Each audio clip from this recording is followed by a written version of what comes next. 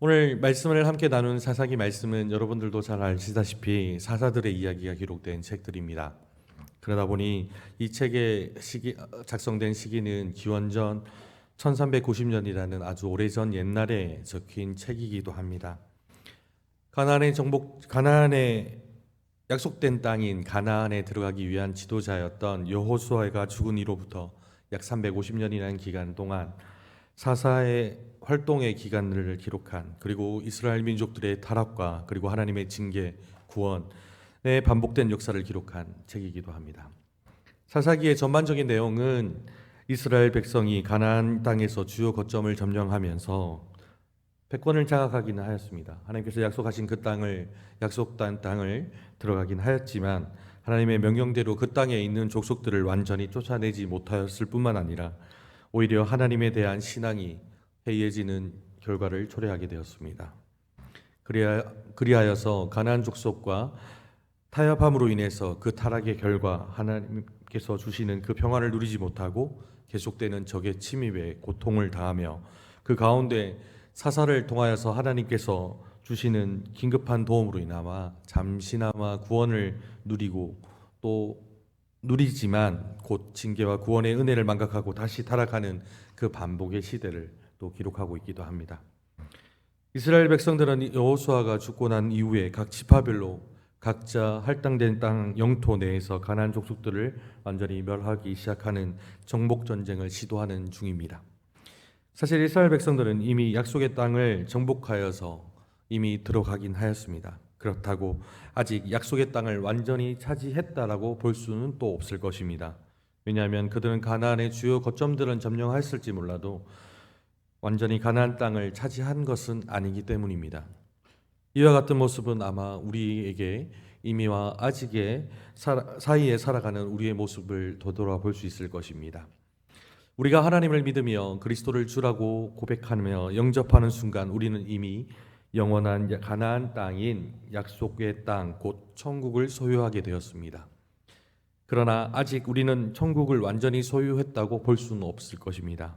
여전히 이 땅에 죄의 영향을 받아가며 살아가는 동안에 우리의 대적 사단 마귀는 예수 그리스도의 십자가의 죽음과 부활로 인해 자신의 머리가 상하는 큰 치명상을 입긴 하였지만 여전히 자신의 패배를 인정하지 아니하고 끝까지 불의의 세력들을 형성하여 하나님의 자녀인 우리를 여전히 대적함으로 인해서 우리가 천국을 완전히 소유하는 것을 방해하고 있음을 기억해야 할 것입니다. 우리는 천국을 완전히 소유하는 그날까지 사탄의 세력과 부단히 영적 전쟁을 치루어야 합니다. 마치 약속의 땅에 도착을 하였으나 여전히 가나안 족속들의 전쟁을 치르고 있는 이스라엘 백성들처럼 말입니다. 우리의 영적인 긴장감을 가지고 하루하루 살아가시는 우리 모두가 되길 소원합니다. 시간은 흘러서 이스라엘 백성들은 죄를 짓고 또 그 죄를 지은 벌로 인해 고통의 신음을 지으며 살아가고 있으며 하나님을 또 찾게 되었습니다.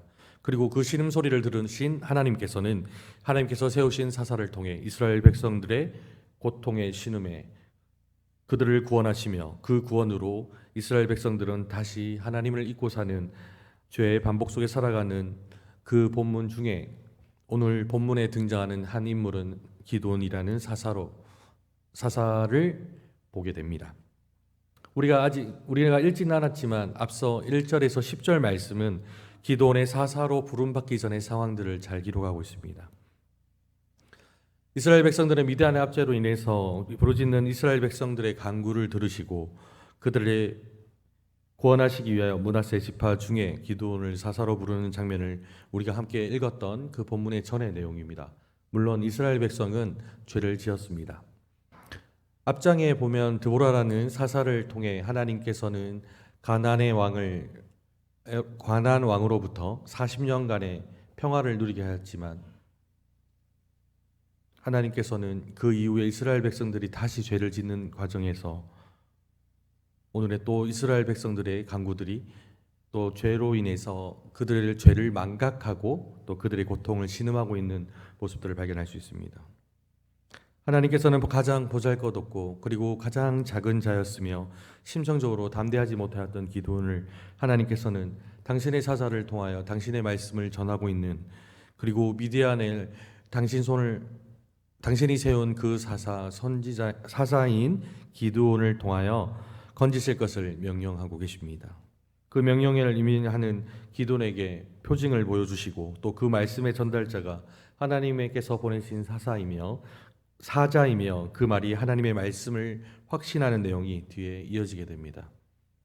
이와 같은 본문의 내용을 통해서 우리는 강하고 담대하며 자기 자신을 의지하는 자보다 오히려 연약하고 그리고 두려움이 많아 철저하게 하나님만 의지할 수밖에 없는 자를 들어쓰시며 또한 의지할 수 있는 믿음조차도 하나님께서 주시는 선물이라는 것을 다시 한번 깨닫게 됩니다. 오늘 우리가 함께 읽은 본문을 통하여서 하나님께서 우리에게 주시는 교훈을 한번 살펴보고자 합니다. 11절 말씀 한번 우리가 같이 보면서 읽어보시겠습니다. 여호와의 사자가 아비멜렉 사람 요아스에게 속한 오브라에 이르러 상수리 나무 아래 앉으니라. 마침 요아스의 아들 기드온이 미드얀 사람에게 알리지 아니하려 하여 밀을 포도주 틀에서 타작하더니, 하나님의 사자가 요아스에 속한 오브라에 이르렀을 때 미드얀 사람에게 알리지 않기 위해 밀을 포도주 틀에 타작하고 있는 기드온에게 찾아갔다는 내용을 함께 읽으셨습니다. 여러분들은 이 말씀을 통해서 어떤 것을 발견하셨습니까? 기드온은 곡식이 있는 사실을 들키지 않기 위해서, 그리고 그 들키지 않는 대상은 미디안이라는 사람에게 들키지 않기 위해서 포도주 틀에서 밀을 타작하고 있는 모습을 발견할 수가 있습니다. 그것도 몰래 숨어서 했을 것입니다. 이와 같은 사실은 기드온의 성품을 엿볼 수가 있습니다. 기드온의 성품은 다른 이스라엘 백성들과 다를 바 없이 무척이나 두려워하고 나약한 성품을 지니고 있으며 그리고 보잘것없는 사람임을 우리가 본문을 통해서 알 수가 있습니다. 이처럼 하나님께서는 나약한 자를, 하나님의 사자를 보내어 미디안으로부터 이스라엘 백성을 구원낼 사자로 부르신 이유가 무엇일까요? 그것은 바로 기록된 것처럼 나약하고 보잘것없는 사람이기 때문에 하나님께서 그를 사자로 세우셨던 것입니다. 왜냐하면 그의 부족한 능력과 약한 심성으로 인해 하나님께서는 하나님 자신만 의지할 수밖에 없으며, 그리고 나중에 이스라엘을 구원한 후에 자기 자신과 능력이 아닌 하나님께서 온전히 주신 그 은혜로 인하여서 이스라엘 백성들을 구원하였음을 고백할 수 있는 그를 부르셨던 것입니다. 이처럼 하나님께서는 자신의 영광을 드러내기 위해서 인간적으로 강하고 담대하며 그리고 능한 자를 하나님께서는 사용하시기보다는 한없이 약하고 한없이 부족하고 한없이 무능한 자를 사용하고 부르시는 것을 알 수가 있습니다. 비록 사람의 눈으로 바라보기에는 무능하고 약해 보이는 이가 하나님께서 귀히 쓰시는 것이 고개를 갸우뚱하게도 하지만 하나님은 그러한 사람을 사용하고 계시는 것입니다. 우리 성경에서 모세를 한번 보기를 소원합니다. 모세가 왕궁에서 지내는 그 동안에 젊고 패기 있는 그리고 가장 강력한 힘을 지니고 있는 왕자의 신분에 대해 하나님께서 부르셨습니까? 아닙니다. 하나님께서는 그가 살인자 신분에 그리고 도망자에 그리고 양을 치는 목자가 되었고 80이라는 이미 나이가 든 한 노인을 부르신 것을 우리가 보면 알 수 있지 않습니까? 또한 이스라엘 왕으로 가장 존경받는 다윗을 보십시오. 그는 하나님께서 부르실 때는 그의 아버지와 그의 형제들이 알아주지 않는 목동의 신분으로서 불과할 때 하나님께서는 그를 부르셨습니다. 이처럼 하나님께서는 하나님 자신을 철저하게 의지할 수밖에 없으며 하나님의 영광을 드러낼 수 있는 때에 하나님께서는 부르심을 알 수가 있습니다. 우리의 약함과 부족함이 결코 부끄러운 것이 아님을 기억하시기를 소원합니다. 하나님께서는 우리의 약함과 부족함을 통하여 되려 하나님께서 더 강하게 그리고 능하게 사용하실 것을 믿습니다. 그러기 위해서 우리 스스로의 연약함과 무능함을 인정하고 철저하게 하나님 앞에 엎드리는 우리 모두가 되시기를 소원합니다. 12절 말씀 한번 같이 읽겠습니다. 여호와의 사자가 기드온에게 나타나 이르되 큰 용사여 여호와께서 너와 함께 계시도다 하매. 아멘. 여호와 사자는 기드온에게 뭐라고 얘기를 하고 있습니까? 큰 용사여라고 말을 하고 있습니다. 아니, 이 말을 들은 기드온은 미디안 사람에게 곡식을 빼앗기지 않기 위해서 포도주를 짜는 그 틀에 밀을 타작하고 있는, 몰래 숨어서 그러고 있는 기드온과는 전혀 어울리지 않는 호칭입니다. 여러분들도 아시다시피 이 호칭은 무척이나 대단한 사람에게 부를 수 있는 호칭이기도 합니다. 그런데 하나님께서는 자신의 사자를 통하여서 기돈에게 큰 용사여라고 부르고 있습니다. 왜 이렇게 불렀을까요? 하나님께서는 기돈을 큰 용사로 사용하시기 위해서 결정하셨기 때문에 그를 큰 용사라고 부르고 계십니다. 이처럼 하나님께서는 우리의 가치를 하나님께서 판단하고 결정하고 있음을 알 수가 있습니다.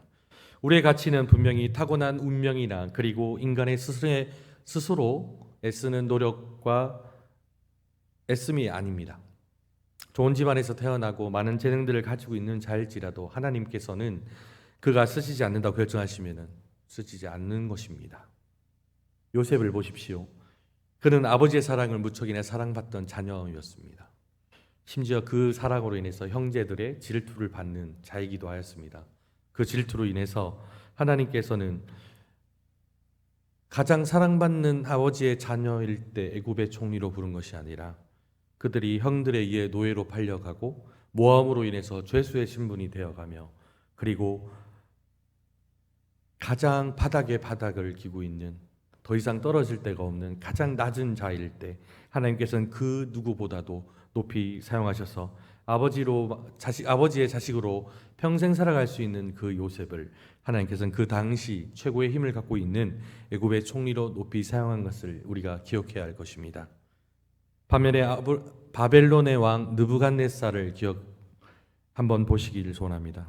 그 당시 땅과 힘으로 보면은 가장 강력한 대제국이라고 불리우는 바벨론의 왕으로서 그는 가장 높은 지위와 가장 큰 권력을 그리고 강한 군사력을 보유하고 있는 왕이었습니다. 그러나 하나님께서는 그를 낮추시는데 어디까지 낮추십니까? 그는 사람에게 쫓겨나 들짐승과 같이 거하며 풀을 뜯으며 비참한 존재로 몰락하고 있는 것을 우리는 잘 알 수가 있습니다. 사무엘상 2장 7절에서 8절 말씀입니다. 여호와께서는 가난하게도 하시고 부하게도 하시며 낮추기도 하시고 높이시기도 하시는도다. 가난한 자를 진토에서 일으키시며 빈궁한 자를 거름더미에서 올리사 귀족들과 함께 앉게 하시며 영광의 자리를 차지하게 하시는도다. 땅의 기둥들은 여호와의 것이라 여호와께서 세계를 그것들 위에 세우셨도다. 아멘. 이 말씀은 한나의 고백이 들어간 노래입니다. 한나의 고백을 보면 우리가 진정으로 존귀한 자로 쓰임 받기를 원한다면 사람에게 존귀한 자로 쓰임 받는 것이 아니라 하나님께서 귀하게 사용받는 자가 되길 소원합니다. 그러기 위해서는 우리가 먼저 하나님을 그 누구보다 사랑하고 하나님을 경외하며 하나님께 사랑받는 자가 되길 소원합니다. 13절 말씀입니다. 한번 같이 읽겠습니다. 기드온이 그에게 대답하되 오 나의 주여 여호와께서 우리와 함께 계시면 어찌하여 이 모든 일이 우리에게 일어났나이까? 여호와께서 우리를 애굽에서 올라오게 하신 것이 아니냐? 한 그 모든 이적이 어디 있나이까?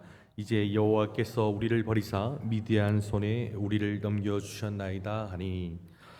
하나님의 사자는 기돈에게 큰 용사라고 불리우며 하나님께서는 함께 하신다고 분명히 약속하셨는데 기돈의 반응은 어떠하였습니까?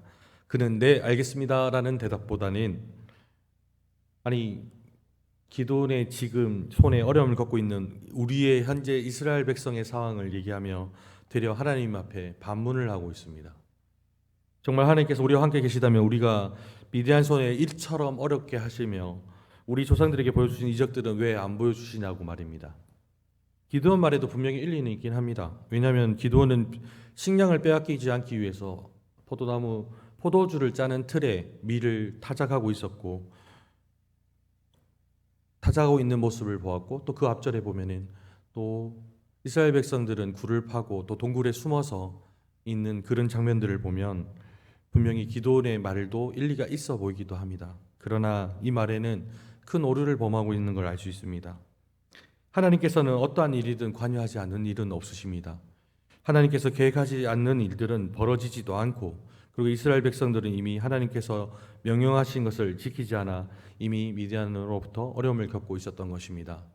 1절 말씀을 보면 이스라엘 자손이 또 여호와의 목전에 악을 행하였으므로 여호와께서 7년 동안 그들을 미디안 손에 넘겨주시니 라고 말씀하고 있습니다. 1절에 보면 분명히 얘기하고 있습니다. 여호와의 목전에 악을 행하였는데 또 악을 행하였다고 하였습니다. 앞장 사정에 앞서 언급하였던 것처럼 드보라를 통하여서 하나님께서는 가나안의 왕을 이기게 하시고 40년 동안 평온하게 하셨던 그때를 기억하지 못하는 기드온이, 이스라엘 백성들은 그걸 기억하지 못하고 다시 또 여호와 목전에 악을 행하였는 모습을 발견할 수 있습니다. 근데 기드온은 되려 하나님의 말씀을 전하온 사자에게 되려 불평을 하고 있다니 이게 무슨 말입니까? 우리가 이럴 때 사사성어로 적반하장이라는 말을 사용할 수 있을 것입니다. 여러분, 기도의 모습을 보면 어떤 생각이 드십니까? 미련해 보이십니까? 그리고 안타깝습니까? 그런데 이거를 읽고 있는 저나 우리 모두는 이런 기도원과 별반 다를 것이 없습니다. 우리는 하나님의 부르심에 뒤도 돌아보지 않고 즉각 대답하는 우리 모두가 되시길 소원합니다.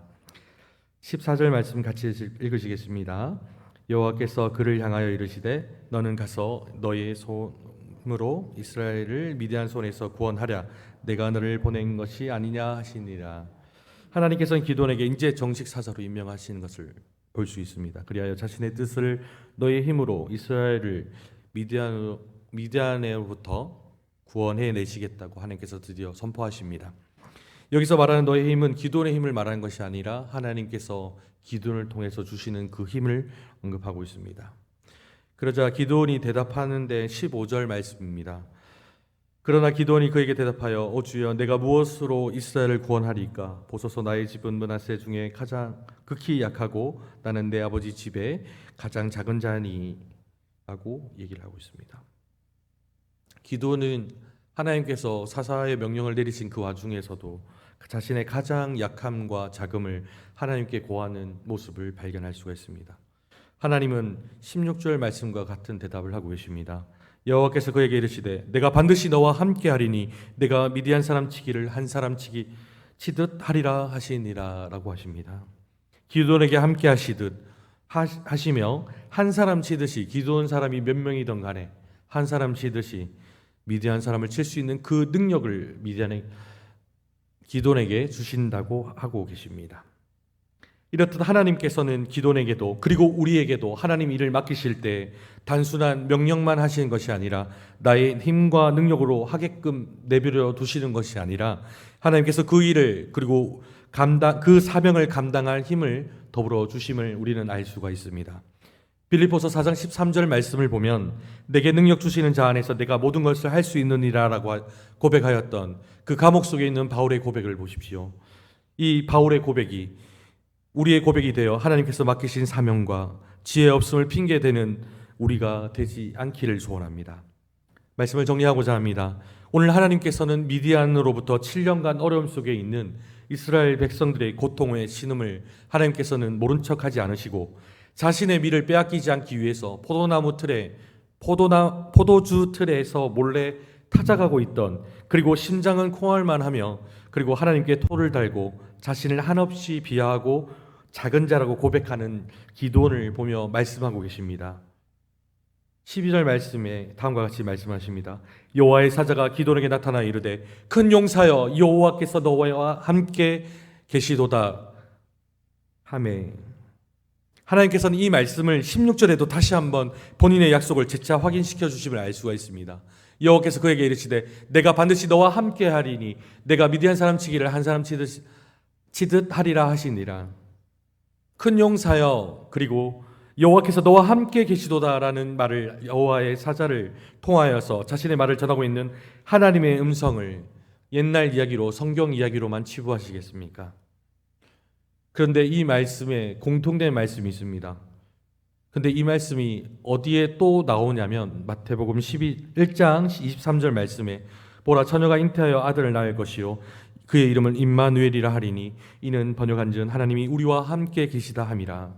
12절과 16절 말씀에 하나님께서 함께 하신다 말씀이 시간이 흘러 처녀의 몸에 잉태된 두려워 떨고 있는 그 마리아에게 함께 하신다는 그 하나님 말씀으로 이어져 가고, 오늘 2023년 오늘 이 시간에 우리에게 이어지는 이 말씀을 기억하십시오. 나와 우리 모두의 죄를 위해서 하나님이시자 독생자 예수 그리스도께서는 남자를 알지 못한 처녀의 몸에 성령으로 잉태되어서 이 땅에 오신 그 예수 그리스도를 품은 마리아에게 하셨던 말씀은 과거 기드온에게 그리고 마리아에게 그리고 오늘 우리에게 말씀은 이루기 위해서 이 말씀은 지금도 살아 역사하고 계시다는 것입니다. 하나님이 나와 그리고 우리와 함께 계시담을 우리는 분명히 잊지 말아야 할 것입니다. 때로는 나와 가장 가까운 친구가 그리고 형제가 자매가 그리고 부모가 나에게 부족하고 무능한 모습을 보며 손가락질하며 한숨을 쉬며 한심한 눈을 바라볼 때가 있을 것입니다.